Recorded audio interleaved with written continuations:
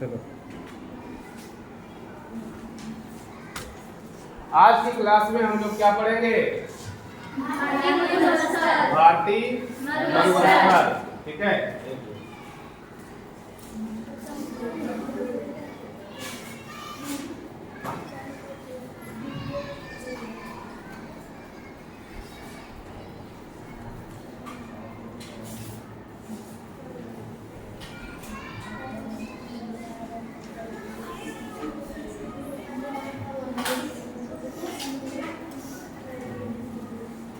हम लोग पढ़ेंगे आज भारतीय मरुस्थल। ठीक है, और भारतीय मरुस्थल में आखिर मरुस्थल कहते किसको है? तो मरुस्थल जो शब्द है वो दो शब्दों से मिलकर बना है, मरु और ठीक है। मरु स्थल मीन्स हो गया स्थान, और मरु मीन्स हो गया ऐसी भूमि जहां पर पेड़ पौधे वनस्पति आदि की मात्रा बहुत कम हो। ठीक है, ऐसी जमीन को हम लोग, ऐसी भूमि को मरुभूमि भी कहते हैं। तो मरुस्थल को हम लोग मरुस्थल भी कहेंगे, मरुभूमि भी कहेंगे, मरुद्यान भी कहेंगे, रेगिस्तान भी कहेंगे। क्या क्या कहेंगे? रेगिस्तान, मरुस्थल और मरुभूमि। तो भारत में ऐसे तो हम अगर मरुस्थल की बात करें तो दुनिया में एक से एक बड़ा मरुस्थल है। विश्व का सबसे बड़ा मरुस्थल सहारा मरुस्थल या सहारा रेगिस्तान है। कौन मरुस्थल है? सहारा मरुस्थल, जो अफ्रीका महादेश में है। लेकिन जब भारत में बात करते हैं तो भारत में भी दो मरुस्थल है।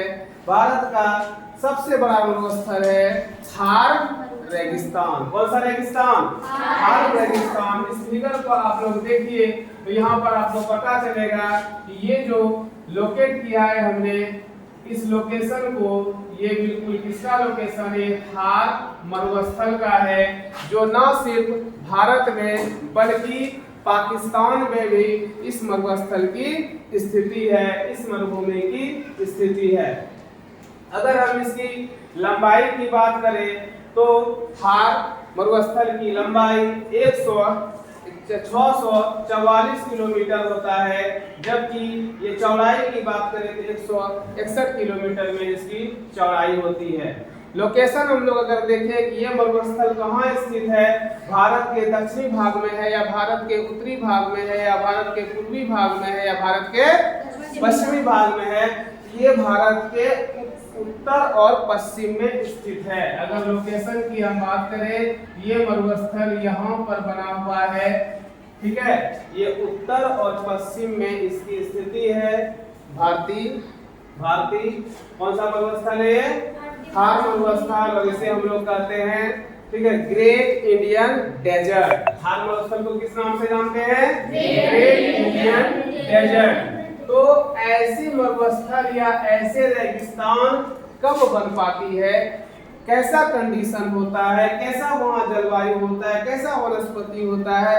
ठीक है, तो हम लोग जलवायु और वर्षा पर बात करेंगे। तो मरुस्थल किसे कहते हैं? तो मरुस्थल कहेंगे, ठीक है, भूभाग का, लिखते जाइए, भूभाग का वह हिस्सा, भूभाग का वह हिस्सा जहां वर्षा की मात्रा, जहां वर्षा की मात्रा 25 सेंटीमीटर से कम या 150 मिलीमीटर से कम हो।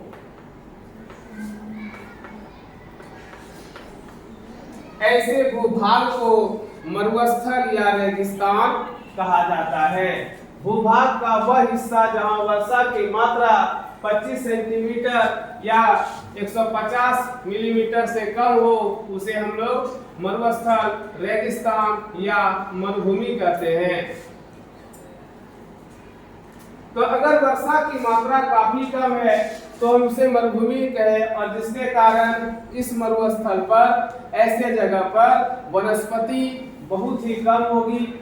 इसलिए यहाँ हम वर्षा की बात करें तो ये हो गया 25 सेंटीमीटर से कम या 150 mm से कम। आइए वनस्पति पर बात, तो यहाँ पर वनस्पति बहुत ही कम मात्रा में होती है, पेड़ पौधे छोटे छोटे होते हैं, ठीक है। बबूल, खजूर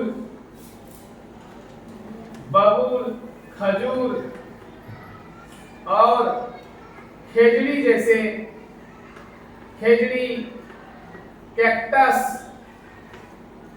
कैक्टस एवं कटीली झाड़ियां जैसे वनस्पति इस क्षेत्र में पाई जाती है। और अगर हम जलवायु की बात करें तो थार मरुस्थल जहां पर स्थित है भारत में, भारत के 85% भागों पर, भारत के कितने प्रतिशत भागों पर? 85% भागों पर। अगर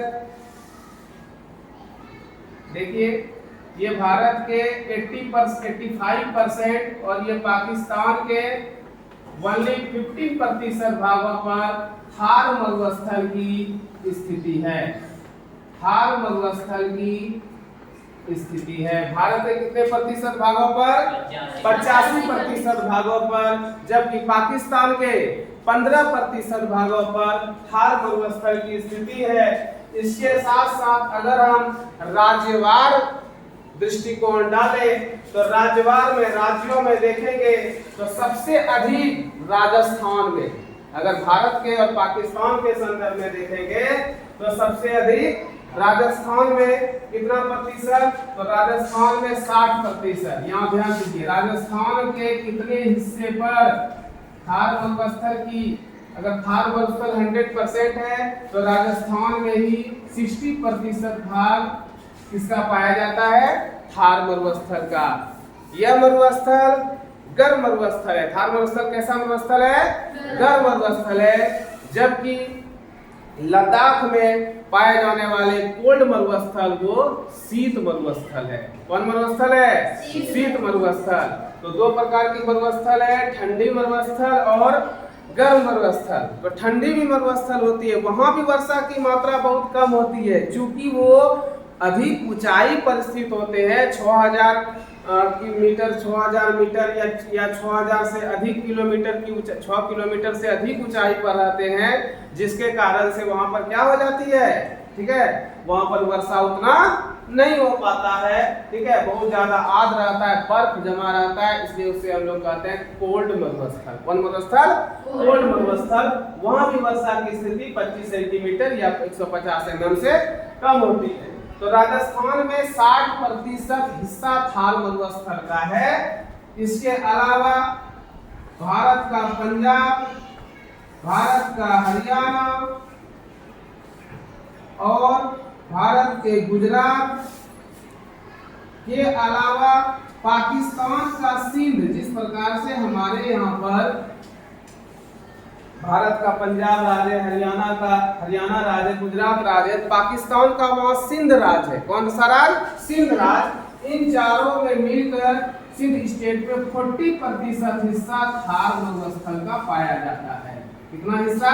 40%। अगर राजस्थान में देखेंगे तो राजस्थान में 60% हिस्सा थार मरुस्थल का पाया जाता है और 40% हिस्सा किसमें पाया जाता है? यहाँ पर हरियाणा में, पंजाब में, पंजाब ऊपर हो जाएगा, पंजाब में, हरियाणा के अलावा नीचे गुजरात में और इस ओर सिंध में। ठीक है, यह मरुस्थल एक ऐसा मरुस्थल है जो भारत और पाकिस्तान की सीमा भी बनाती है। ध्यान हम लोग देंगे, भारत और पाकिस्तान की सीमा भी बनाती है। कौन सा मरुस्थल?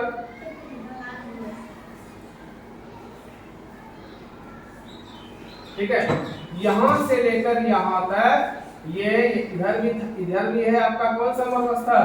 थार मरुस्थल। इधर भी है थार मरुस्थल। दोनों के बीच सीमा का निर्धारण करके इधर हो गया भारत, इधर हो गया पाकिस्तान। थार मरुस्थल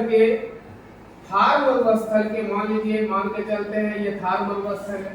थार मरुस्थल के पूरब में अरावली पर्वत, थार मरुस्थल के पूरब में अरावली पर्वत है और ये पुरानी वलित पर्वत है, नवीन वलित पर्वत नहीं है। जैसे कि हिमालय है, एंडीज है, रॉकीज है, वो सब नवीन वलित पर्वत है, नई पर्वत है, मोड़दार पर्वत है। ये जो पर्वत है ये पुरानी मोड़दार पर्वत है जो आज बहुत ही घिस कर बहुत ही कम रह गई है। और इसी के पश्चिमी ढलान पर, किस पर्वत के, अरावली पर्वत के पश्चिमी ढलान से एक नदी निकलती है। अरावली पर्वत के पश्चिमी ढलान से एक नदी निकलती है, उस नदी का नाम है लूनी। कौन सी नदी है? लूनी। कौन सी नदी है? लूनी। क्योंकि मरुस्थली इलाका जो होते हैं उसमें नदी की संख्या बहुत कम होती है, इसलिए थार मरुस्थल से होकर गुजरने वाली एकमात्र नदी, उसका नाम क्या है? लूनी। लूनी का उद्गम स्थल कहाँ है? अरावली पर्वत के पश्चिमी ढलानों से होते हुए ये थार मरुस्थल में प्रवेश करती है और गुजरात में जाकर कच्छ के रण में, कहां पर? कच्छ के रण में, जहां क्या पाए जाते हैं? जंगली गधा।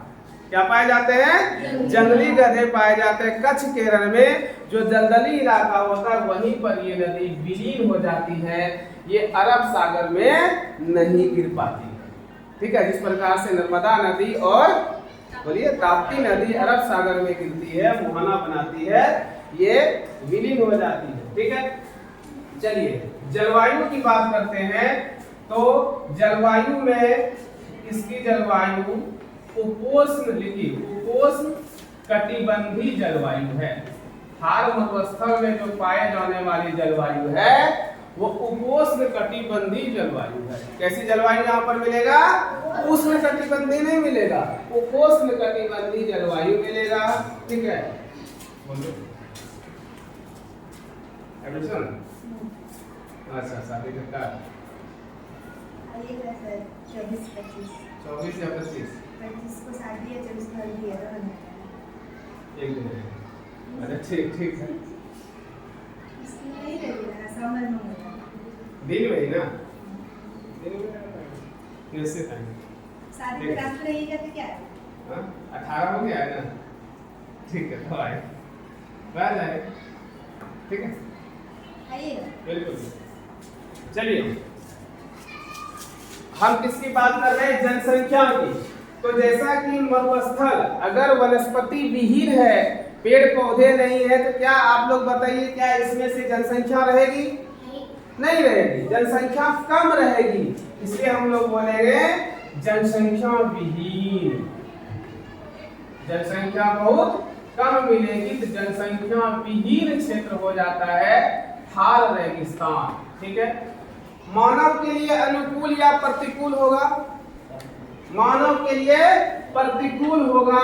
ये क्षेत्र मानव के रहन बसन के लिए, आवास के लिए अनुकूल नहीं होगा। अगर हम कुल क्षेत्रफल की बात करें, थार मरुस्थल का कुल क्षेत्रफल की बात करें, ये कितना प्रतिशत पूरा है वर्ग किलोमीटर में? 1,75,000 वर्ग किलोमीटर। लेकिन बात करें कि भारत में इसका कुल क्षेत्रफल कितना है, तो 1,04,000 वर्ग किलोमीटर भारत में कुल क्षेत्रफल। क्यों? क्योंकि बहुत सारा हिस्सा, 15% हिस्सा कहाँ पड़ जाता है? पाकिस्तान में। तो इसलिए यहाँ पर 1,04,000 अप्रोक्स है। नदी की बात करें तो एकमात्र नदी है लूनी। ठीक है, और लूनी नदी कहाँ से निकलती है? अरावली पहाड़ी के पश्चिमी भाग से निकलती है। और लूनी नदी कहाँ समाप्त हो जाती है? कच्छ के खाड़ी में। कच्छ के खाड़ी में नहीं, कच्छ के रण में। ठीक है, कच्छ की रण भी आप कह सकते हैं। कच्छ का रण, खाड़ी नीचे हो जाएगा और रण दलदली वाला इलाका होगा। कच्छ के रण में क्या पाए जाते हैं? जंगली गधे पाए जाते हैं। ठीक है, और अब हम थोड़ा सा और लोकेशन की बात करते हैं। ठीक है, ये सबको अपने दिमाग में सेटल डाउन करना है, एकदम दिमाग में ले लेना है। अगर हम बात करते हैं, मान लीजिए अब भारत को नहीं, सिर्फ हम बनाइए इसको, सिर्फ हम बात करेंगे किसकी? थार मरुस्थल का। मान लीजिए ये पूरा का जो ये इलाका है, ये पूरा समझिए क्या है, भारत का थार मरुस्थल। ठीक है, तो थार मरुस्थल में आखिर मिलता क्या है?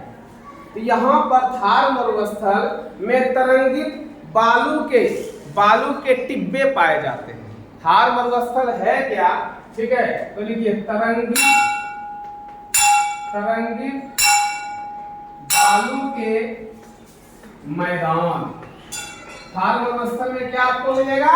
तरंगित लहरदार बालू के मैदान मिलेगा। आप जाएंगे तो वो आपको एकदम बालू मिलेगा। ठीक है, वहां पर इसकी बालू की जो स्थिति होती है वो रहेगा अर्धचंद्राकार।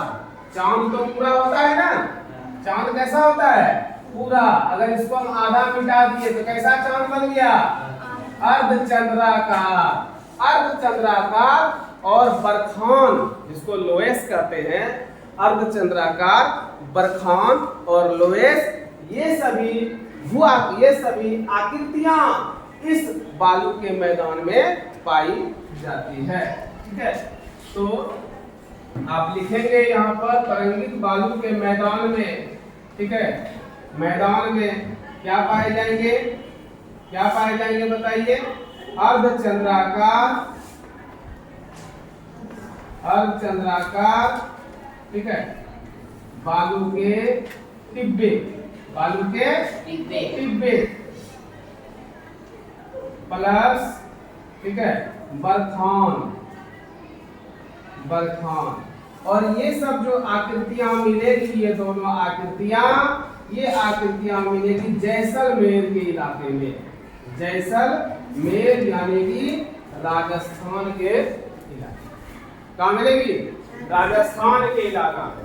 लेकिन हम बात किए, हमने आपको बताया कि ये जो आपके थार मरुस्थल मिलते हैं ये राजस्थान में, पंजाब में, हरियाणा में, गुजरात में, सिंध में। तो क्या पूरे राजस्थान में थार मरुस्थल है?